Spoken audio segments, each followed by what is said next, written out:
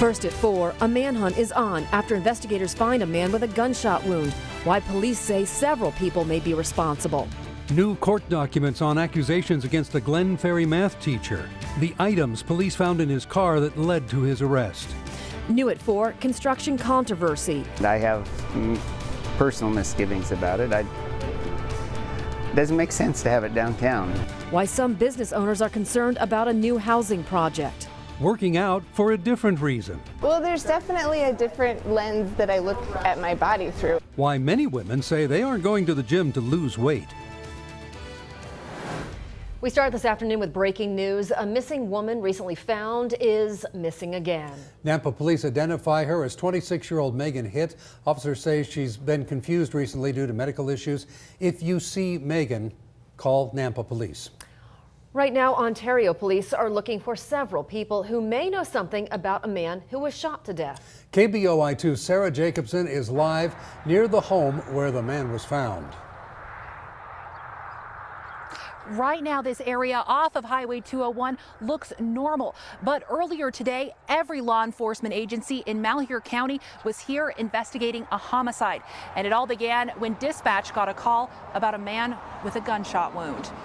Now, the Malheur District Attorney says when deputies arrived on scene, 54-year-old Douglas Madrid was found with a shotgun wound to the head. An emergency crew took him to St. Alphonsus in Ontario, where he died. Today, the Malheur County Sheriff says investigators are searching for suspects. They don't know the relationship between the suspects and Madrid, but the DA tells me Madrid did not live at the place where authorities found him. Right now we have 3 identified persons of interest. There's possibly a 4th, but one of them is our primary suspect for the actual shooting. The DA says investigators are still looking for the suspects. They were last seen heading towards Weiser on Highway 201, driving an early 2000s gray or black Titan 4-door pickup. Now, if you know any information about this incident or the pickup, you should call Malheur County Sheriff's Office. Reporting live in Ontario, Sarah Jacobson, KBOI 2 News. Sheriff's deputies detained 2 Valley View Middle School students today after they say they found a BB gun on a bus. The Canyon County Sheriff's Office says a student told the principal once the bus parked at the school. The principal put the school on lockdown immediately. Making sure all the teachers know that there's a lockdown, locking all the classrooms, pulling the shades, covering all the windows, and having students hide in an area that keeps all of our students and staff out of view of any harm or threat that might be coming. Deputies say they found the gun and they say there was never any threat to the school. We're learning more today about the arrest of a Glens Ferry high school teacher accused of sexual exploitation of a child. New at 4, KBOI 2's Brian Morin is live in Glens Ferry to tell us what court documents reveal. Yeah, Brent, Charles Ramsey is accused of having 2 DVDs containing child pornography, and they were discovered here on school property in Glens Ferry. Also, according to police, the girls on those DVDs were ages 15 and 16 at the time they were recorded, and they were recorded in Australia. Court documents show the school resource officer requested a drug detection canine to sweep the parking lot. According to the documents, the dog alerted at Ramsey's car. Police didn't find any drugs, but they say that's when they found the child pornography. Police learned more during the course of their investigation. According to the documents, one girl here at the school says Ramsey walked up behind her in the hall and put his hands around her waist. She was 14 or 15 at the time. Now, another girl told police at prom, Ramsey tried to put his arm on her shoulder and kept staring at her inappropriately. She also said he smelled of alcohol. Police also say they found 34 pictures of 2 current female students on Ramsey school computers. Also, a map with directions to one of the girls' homes. According to the documents, Ramsey allegedly would have unapproved and unsupervised study halls with minor children here on campus. Now, at this point, we do want to stress Ramsey is only facing a single charge at this point for the child pornography. Live in Glens Ferry, Brian Morin, KBOI 2 News. You may have seen a lot of police cars and Star this morning. Here's what we've uncovered about the commotion. Officers were called to a report of a possibly armed suicidal man behind a tire shop. When officers arrived, they say no one was there. After searching, police cleared the scene. Troopers are trying to figure out why a woman was walking on the interstate before being hit and killed by a semi-truck.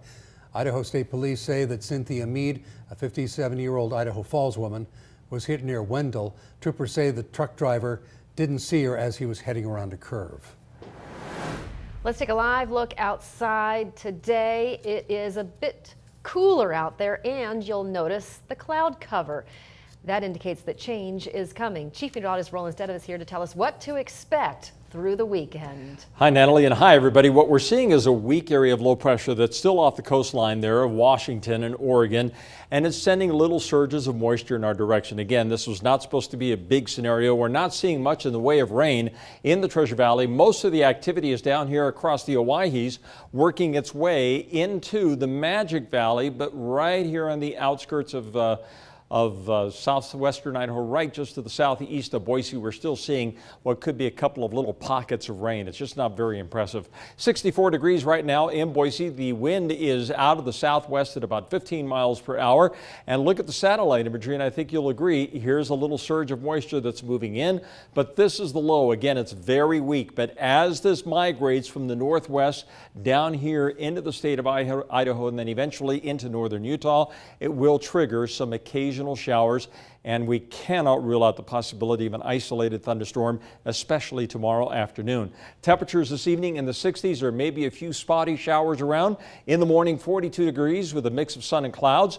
In the afternoon, the high only hit 63, mostly cloudy, cooler temps, and a few showers and or maybe a few storms. Now the question is, will that low be impacting the upcoming weekend for Mother's Day? We'll talk about that in just a few. Here's Brent. Happening tonight, you can weigh in on proposed changes to a Boise park. Parks and Rec want to improve Catherine Albertson Park. Those improvements include new signs, paths, and a boardwalk. The open house is from 5:30 until 7:30 tonight. It's at the Boise Depot. We now know when President Trump and the North Korean leader Kim Jong-un will meet in a historic summit. The two leaders will gather in Singapore on June 12th. The announcement comes on the heels of 3 U.S. prisoners returning to America. President Trump greeted them just this morning. All 3 were held in North Korea for more than a year. This is a wonderful thing that he released the folks early. That was a big thing, very important to me. And I really think we have a very good chance of doing something very meaningful. The president also took a moment to remember Otto Warmbier, the American student detained in North Korea who died last June. This will be the first North Korea-U.S. summit talks since the end of the Korean War. President Trump's decision to withdraw from the Iran nuclear deal is seen by some as an attempt to undo President Obama's legacy. So how are many Obama-era measures disappearing? How many of them are disappearing? And what effect is that having? Chief Political Correspondent Scott Thuman explains.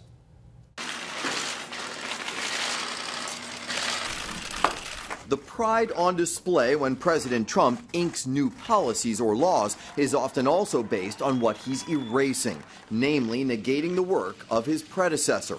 The Iran nuclear deal, the latest, but also the Paris Climate Accord, the 12-nation trade deal TPP. He's ended protections for dreamers, some travel freedoms to Cuba, and of course, key parts of Obamacare.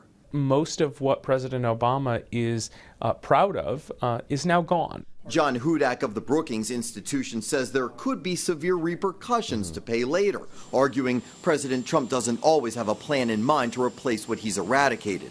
But almost none of this should be a surprise based on the campaign. My number one priority is to dismantle the disastrous deal with Iran.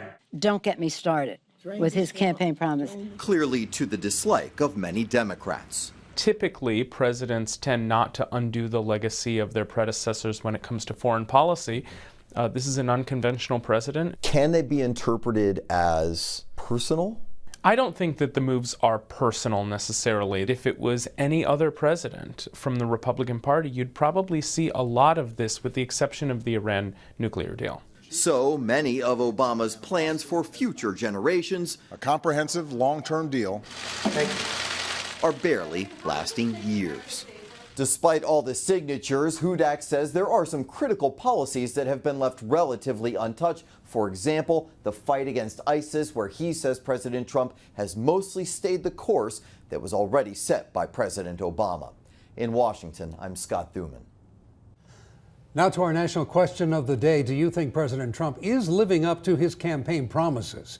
Head to idahonews.com to vote. Hover over the News tab at the top left corner of the screen. Then you'll see the question of the day option. We'll read some of the results of the poll a little later in this newscast. Two of the biggest names in the Olympics are now under fire. Coming up on KBOI 2 News, why gymnasts say two prominent coaches may have put them in danger. A first for downtown Boise, permanent housing for the homeless. You're looking at it right here. Hear why some have concerns about this new project. And one area police department has a new chief. Well, sort of a new chief. We'll explain in just a few minutes. Well, the Mountain Home Police Department has a new chief, at least for the day, right? At least for today. So take a look. The department swore in Penelope Orwin as acting chief of police. The girl won a Student of the Year award. She got her badge from a lieutenant. And right after that, she hit the streets. Penelope got to learn about traffic patrol, so watch out, speeders. And then she got a tour of the dispatch center, and she learned how to use the bomb detection robot. And Roland, you're going to love this. She got to fly the police drone. Awesome. She's waving at the drone right there. Wow. It's amazing where this drone technology has gone, isn't it? I mean, just 10 years ago, a lot of this stuff was unimaginable, and now all of a sudden it's just exploded. Law enforcement's using it. News departments are using it. And it's so easy, even a child can use it. So, yeah. You just got to be careful not to hit a tree or buildings or things of that nature. But we are going to be seeing some interesting weather here over the next couple of days, guys. But the question is, how about Mother's Day? I think most of the potential for any scattered showers or storms will begin to move out of here by Saturday night. And Sunday right now, I'm still banking on what should be at least partly cloudy skies, mild temperatures, a morning low of 48 degrees and a high temperature on Mother's Day Sunday of about 70 degrees. So it should be nice. Now here's a live shot. We have a lot more clouds streaming over the area. In fact, I think a lot of that cloud cover is what's probably keeping the atmosphere a little more stable, because it's when you get sunshine and you have moisture moving in, that's when you get the instability that causes the air to rise, and that's when you start seeing thunderstorms. So a lot of clouds probably keeping any real significant thunderstorms from popping today. Here's the forecast for tomorrow. A mixture of sunshine and clouds in the morning, 42 degrees. At lunchtime, it's going to be right around 60 degrees. And toward the end of the day, high temperatures tomorrow, right around 63 degrees. And tomorrow, as the low pressure center gets a little bit closer, it might just help to trigger a little better chance of some showers and thunderstorms in the afternoon, something we'll definitely be watching.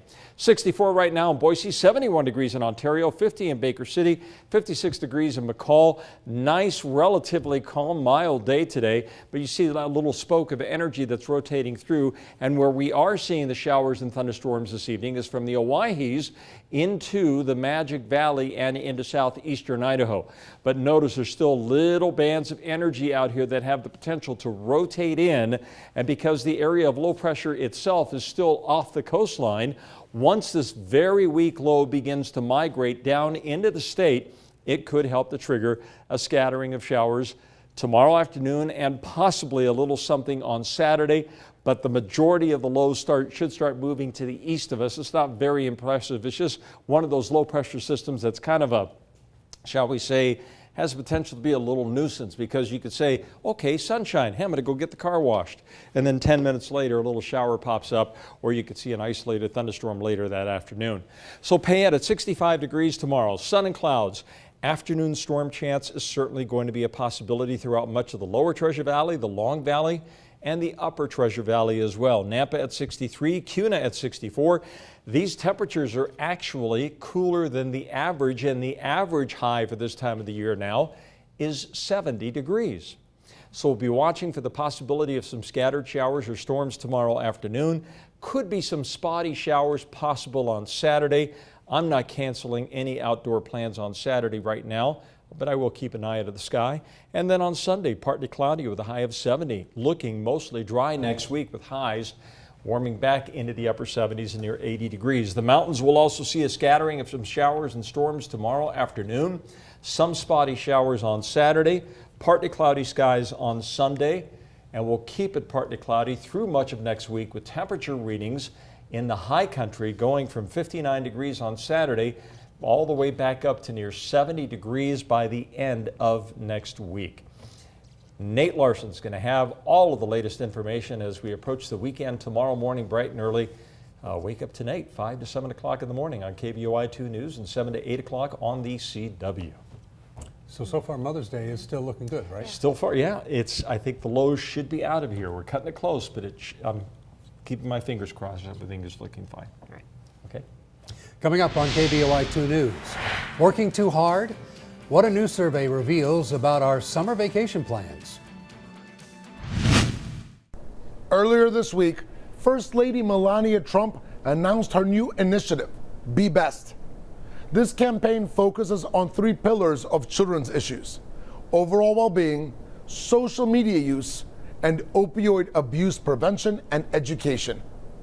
I know firsthand that these efforts by the First Lady are authentic and heartfelt. Mrs. Trump personally cares very deeply about children. I believe we should strive to provide kids with the tools they need to cultivate their social and emotional health. Mrs. Trump being at the forefront and launching this initiative is also a political positive for the Trump administration. The First Lady is a popular figure who always exhibits grace and a ton of compassion for others, especially children. According to a recent CNN poll, 57% of people have a favorable view of Mrs. Trump. That number has continuously grown since January of this year. Historically, First Ladies have been great ambassadors for the White House. This First Lady continues that trend. Now with her initiative officially announced, you could expect Mrs. Trump to publicly represent the Trump administration more and more often. Also, do not underappreciate the First Lady's political influence. She often sits in on meetings with President Trump and advises him on key agenda topics beyond just those that she's publicly working on. Here's the bottom line. I am fully confident that the First Lady will work extremely hard to help our children as much as possible and make the Be Best campaign a real success. From the political standpoint, the more active and public Mrs. Trump is, the better it is for President Trump and his administration. Share with me your bottom line. Please email me at bottomline@sbgtv.com and let me know your thoughts on today's segment. New at 4, if you've got a MasterCard in your wallet, breathe easy. Apparently a glitch has been fixed, a glitch that caused customers' cards to be denied. Customers from across the country complained on social media this morning saying they couldn't use their credit cards. A new survey finds that Americans are not using their vacation days. According to Project Time Off, the workforce gave back more than 700 million vacation days last year. About 30% were forfeited, meaning they were not cashed out. However, more Americans took time off last year than in 2016. After losing their son in a tragic accident, one California couple is trying to make sure that it never happens to anyone else. Circus Fernando Hurtado shows us how they're trying to keep other kids safe. There's a reason these parents want every low-income kid in their town to own a green helmet. Sean's board kicks out, and he steps out into the street to grab it, and he gets hit by a car. It wasn't the car hitting him that caused him to lose his life. It was his head hitting the concrete without a helmet on. Sean Shay J. Clark was 19 when he lost his life in 2015. His parents, Sean and Ginger, want to make sure this doesn't happen to anyone else in their hometown of Indio, California. We are trying to change the persona that helmets aren't cool. Through their nonprofit, the For Shay J Foundation, they've handed out free bright green helmets, Shay J's favorite color, to more than 6,000 students in the Coachella Valley. The message we try to get across is wear a helmet always. for shade, Jay. According to the Centers for Disease Control, less than half of Americans who ride bicycles wear a helmet, and wearing one reduces your chances of getting a traumatic brain injury by about 52%. The Clarks make sure to cite those statistics when they hold seminars on helmet safety at schools in the area. And they're slowly turning their neighborhood into a sea of green heads. It makes my heart smile. It just makes me so happy to see that. For Circa, I'm Fernando Hurtado. An Ivy League school is under fire for the treatment of an African-American student. Coming up on KBOI 2 News, what she was doing when police were called to confront her. Also ahead, how a new housing project could impact homelessness in downtown Boise.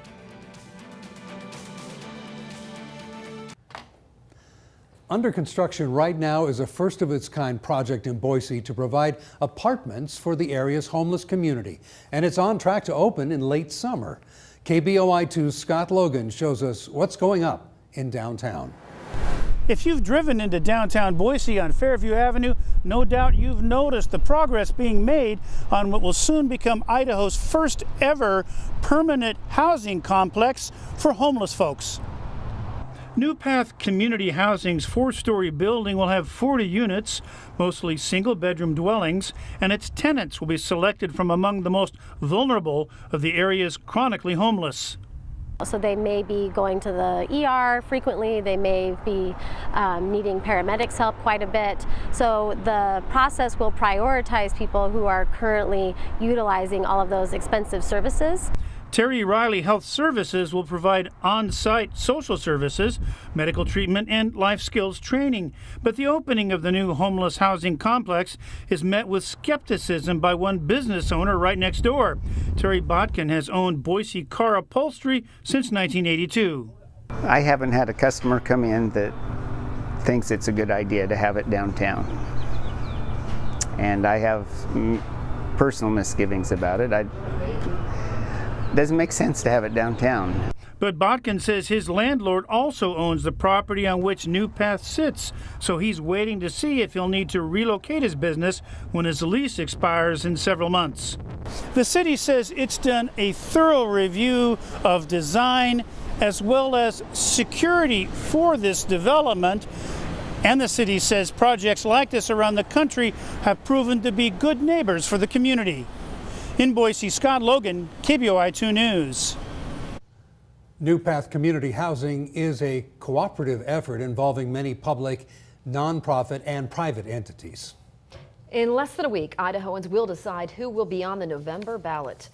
Make sure to go to our website, idahonews.com, to see full interviews with all of the major candidates, like the 8 people here running for the 1st Congressional District. We also have interviews with the gubernatorial candidates. You can find them under the Politics tab on idahonews.com under Know Your Candidates. New at 4, Idahoans can once again hunt grizzly bears in eastern Idaho. Fish and Game says hunters can draw for tags, 1 tag per person maximum. The hunting season would be September 1st through November 15th, but you cannot bait or hound hunt. Fish and Game says bear populations have grown and returned to sustainable levels. New at 4, Idaho Fish and Game also says there have been several black bear sightings in the area. There were reports of a black bear roaming near Mountain Home on Sunday. Also a couple of sightings of the bear north of Eagle in the foothills. Fish and Game says young bears are being pushed out of their dens and are likely getting used to their surroundings. Brand new video of steam pouring from volcanic vents in Hawaii. Take a look. Volcanologists fear there could be a major eruption on the Big Island. The lava levels are decreasing, which actually increases the risk of eruption. Lava flows from the volcano have already destroyed 24 homes, but not everyone near the volcano is evacuating. I know some people have defied the evacuation orders. They're still living inside there. They're going to leave when the lava reaches their door, and it's become an issue because we're going to need to rescue them at some point. Some of the cracks are getting closer to a geothermal power plant. It's been shut down. Plant workers are trying to remove explosive liquids. Most of the Hawaii Volcanoes National Park will close tomorrow. And now turning back to our forecast, Chief Meteorologist Roland Stedham is tracking a changing weather pattern. Let's go ahead and see what it is. Hi, Natalie. What we're seeing is a low pressure center that's up in the Pacific Northwest. It's slowly but surely moving in our direction.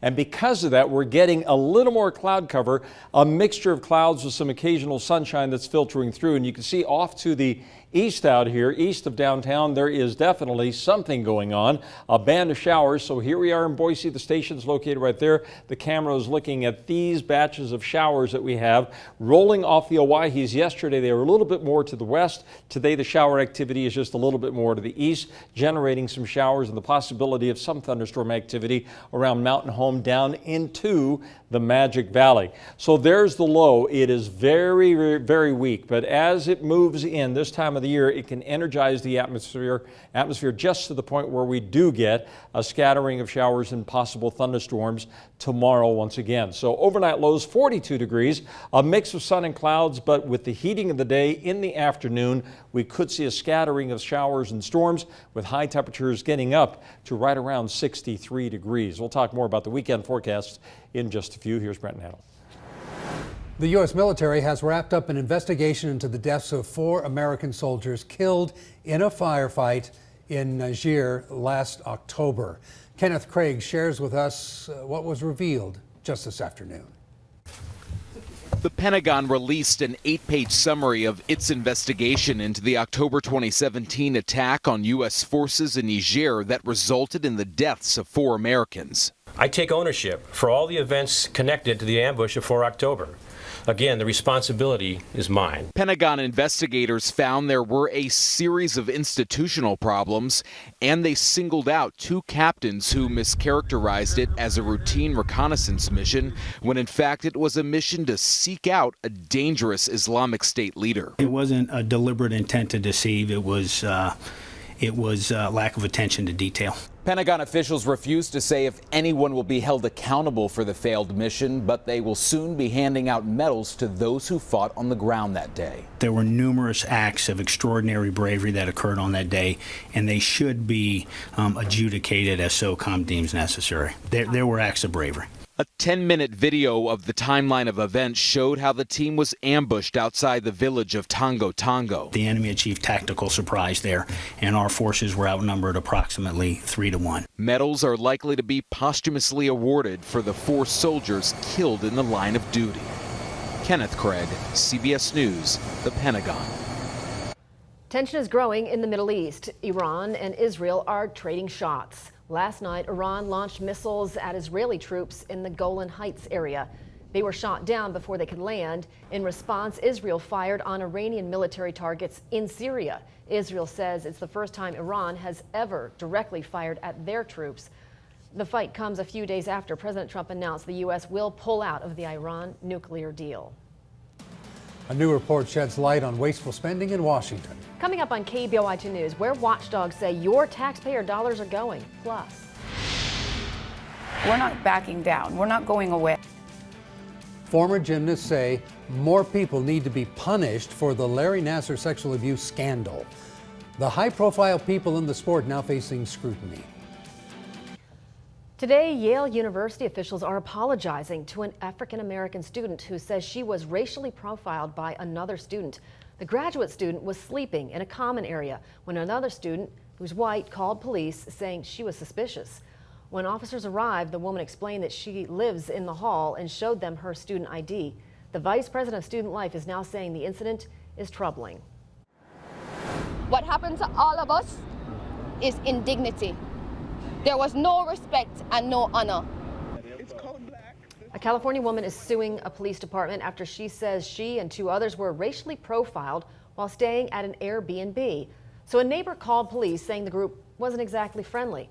Well, police detained them for 20 to 45 minutes despite saying they stayed at the Airbnb. Well, one of those detained, that's Denisha Prendergast, who also happens to be the granddaughter of Bob Marley.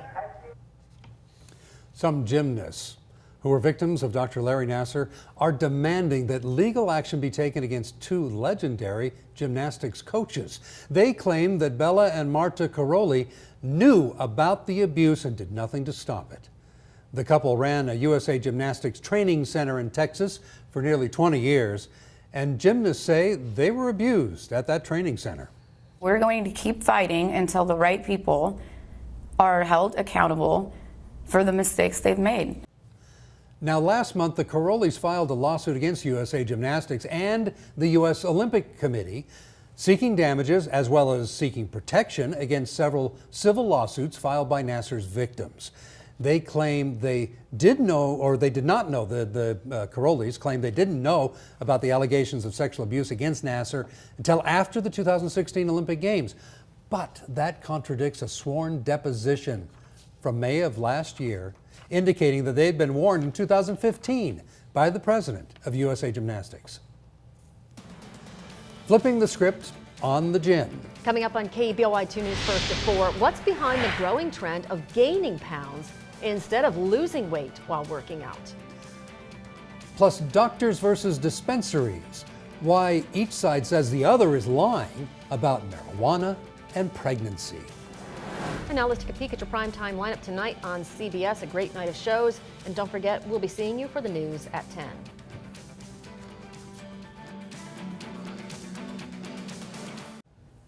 If you've ever wanted to throw your scale out the window after a workout, you'll love this next story. It's about a surprising trend in fitness across America, one that embraces being bigger. Angelica Thornton takes us to a gym where gaining weight is cool. Atta girl, get it. Up. Hell yeah. Sarah Duncan has exercised for decades, but it wasn't always like this. Here we go, y'all. Fourth and final. She used to use numbers to measure her progress. Like so many women, I went through I want to work out to be skinny and fit into a certain size. But about 18 months ago, Sarah ditched the scale and decided to focus on how she felt. Healthy and beautiful, even if it's bigger. Well, there's definitely a different lens that I look at my body through, and it's through strength and muscular rather than skinny and thin. And Sarah's not alone. A surprising trend is taking over the fitness world. You can see it all over social media. Gaining weight is cool. Blogger Ariana D'Antone started that hashtag with this side-by-side transformation. And now thousands of women are embracing it. It's exciting that it's finally happening. Mandy Weaver owns CrossFit TS. Here you go, Amanda. Last 5. Come on. Where she spent a lot of time convincing women that bulking up is not bad. When somebody steps on the scale, and they're training and their weight has increased, it should be a mindset of, great, I've gained more muscle. Mandy hopes this movement will continue to pick up steam, that more people will learn to love their bodies. Sarah says she feels free after overcoming all of her unhealthy eating and exercise habits. Let's go. It's a lesson she hopes to pass on to her daughter, Riley, who now works out right beside her. I am so happy to be surrounded by women who embrace their body and recognize we all look different. We all are beautiful in our own ways and our own body shapes and sizes, and feel empowered by more than just what the scale says. In Portland, I'm Angelica Thornton reporting. Well, as the weather gets nicer, you may want to start a running routine. Here's some good advice for first-time runners. Make sure you get the right shoes. Do your research and find a pair that properly supports your feet. That's crucial. Also, ease into your routine. Don't try to run too hard, too fast, too long. Schedule rest days. That's important as well. New at 4, doctors and dispensary owners are at odds over the effects of marijuana on pregnant women. Most doctors, of course, warn against any drug use while pregnant. But a new study is out on Colorado's dispensaries, conducted by surveyors posing as pregnant women, calling the shops for advice.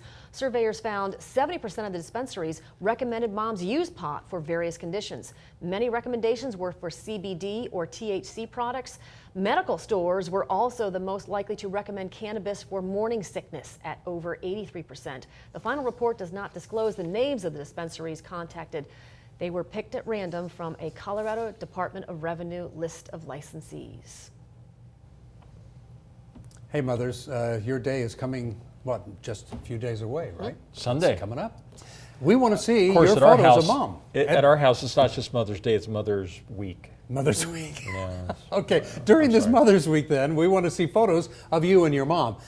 You may not recognize this little girl on the far right, but that is KBOI 2 reporter Haley Kramer. Isn't she Oh. darling? She was soaking up some sun on the beach with her mom. Send us your photos of yourself and your mom to idahonews.com/chime in. There you go. So Mother's Day week, huh? Mother's Day week. I mean, it would be stretched. When Father's Day, June, I try and make it month. Father's month. Doesn't quite work.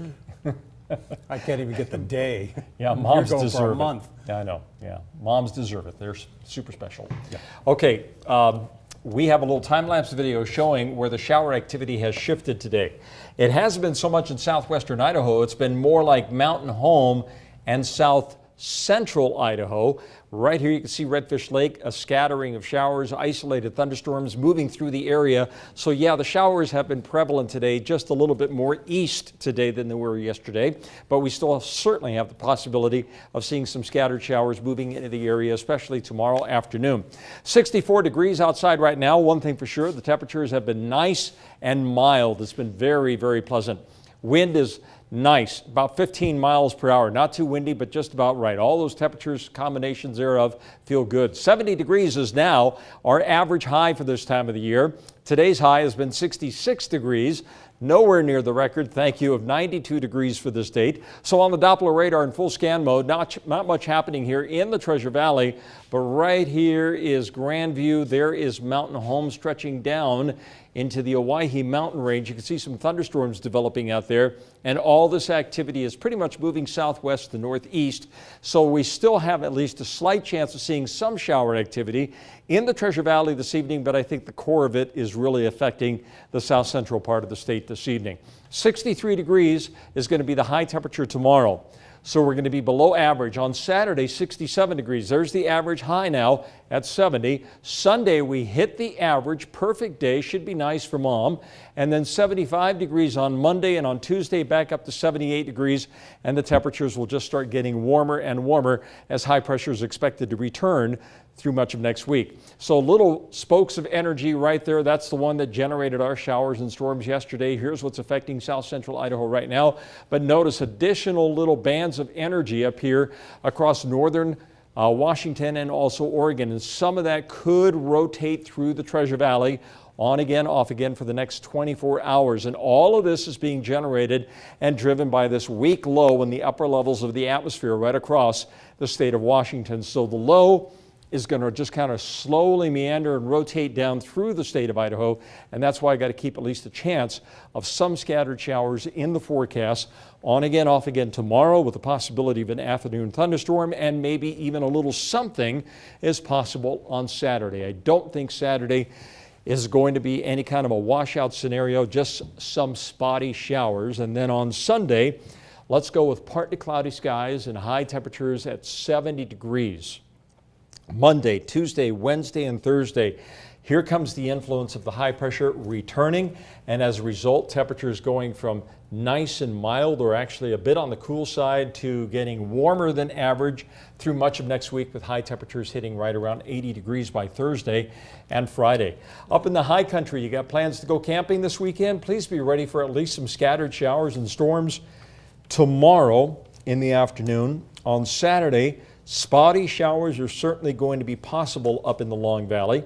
On Sunday, we'll go with partly cloudy skies and a high of 61 degrees, so still banking on what should be a fairly decent day on Mother's Day Sunday in the mountains, and then Monday, Tuesday, Wednesday, and Thursday. You can see those temperatures gradually warming up to near 70 degrees by the end of next week. So maybe Mother's Day week wasn't so hot, but Mother's Day still looks good. Looks good. All right. Well, coming up on KBOI 10 News, where a government watchdog group says your tax dollars are being flat out wasted. Tonight on the CBS Evening News, more details in the planned summit between the U.S. and North Korea. It could be a once-in-a-century event. Why geologists say Kilauea could explode soon. And Prince Harry's cavalry, which does a lot more than just parade around palaces. Tonight on the CBS Evening News. And now to our national question of the day. This is the question you remember we asked a little earlier in this newscast. Do you think President Trump is living up to his campaign promises? Still time to vote. All you need to do is head over to idahonews.com. But let's go there now and take a look and see how the voting is going so far. Right now, 76% of you are saying yes, he has lived up to his campaign promises. Every year, the government watchdog arm of Congress takes a microscopic look at the way your tax dollars are spent, and in some cases, wasted. And every year, they recommend some major changes. KBOI 2's Christine Frizzell breaks it down for us.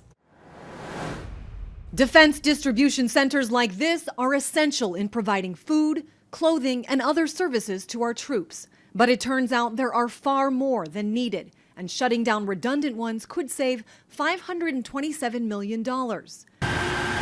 A similar issue for this country's Coast Guard stations, even though the Coast Guard itself identified 18 which have overlapping service areas. The extra cost in the millions of dollars, as laid out in this annual report by the Government Accountability Office. And then there's the catfish, which comes up time and time again. It's inspected by the Department of Agriculture. All other seafood, for some reason, is inspected by the Food and Drug Administration. We had recommended in the past that Congress consider consolidating it in one oversight agency.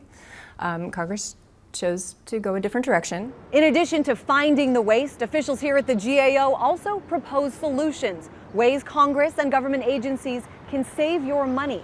Well, we wanted to know just how often they comply.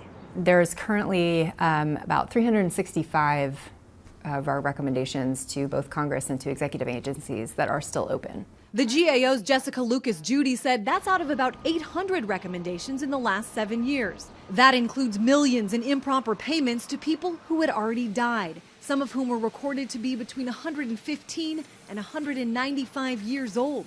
Some lawmakers say it's time for a change. Wasting tax dollars because of a failure to coordinate is simply unacceptable. The cost? Tens of billions of taxpayer dollars every year. And in the weeks and months ahead, we plan to find out which members of Congress are standing in the way of implementing the GAO's recommendations. In Washington, I'm Christine Frizzell reporting. Now, I'd like to remind you of a section of our website. It's called Trending Stories. You can see it on the right-hand side, a list of the top 5 stories trending right now on our website. One of those stories, of course, is something we mentioned earlier in this newscast. A 54-year-old man shot and killed in Malheur County, just outside of Ontario. The district attorney has identified that man as Douglas Madrid. He was initially found alive, taken to St. Alphonsus, but was pronounced dead at the hospital. They're looking for the people involved in this. There could be several. They just don't know who they are at this point. And we'll see you for more local news after the CBS Evening News. And local news and weather anytime on idahonews.com.